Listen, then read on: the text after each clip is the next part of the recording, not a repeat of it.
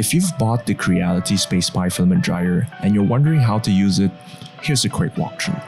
In the box, you get a power cable. The cable isn't directional, so just plug it in, flip the switch at the back, and you'll see the power icon light up. Press and hold the power icon for a few seconds, and the dryer should boot up.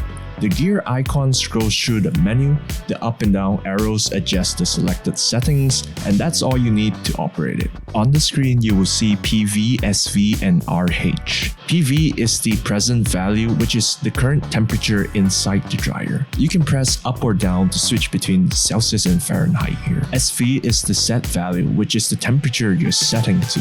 So ideally, the present value should match the set value once the temperature stabilizes. RH stands for relative humidity. This is the humidity inside the chamber and not the filament itself. So when dryer heats up, you usually see this value drop, and that's normal.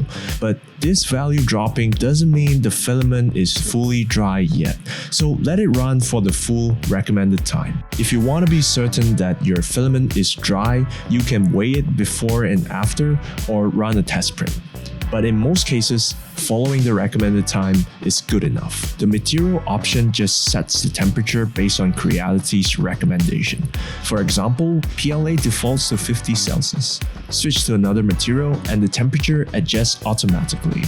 If you know the correct temperature for your filament, you can set it manually. This setting doesn't matter, but the preset just makes it quicker. For PLA, I usually dry it for 6 to 8 hours.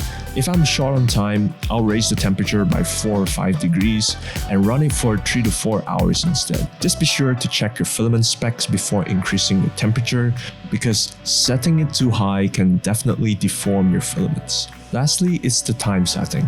You can set the dryer anywhere from 1 to 48 hours, but there's no start button, so once you set the time, it should start drying automatically. So with this dryer, you can dry and print at the same time. All you have to do is connect a PTFE tube to the silicone gasket here and feed the filament through the tube into your printer. I've modded mine with a printed lever that grips the tube more securely and locks the lid in place. I've linked the mod I use down below. And that's really all you need to know to start using the dryer. If you want to know more or how it actually performs, I've linked the full review down below as well. And if this video helped, a sub would make my day, and I'll see you in the next one.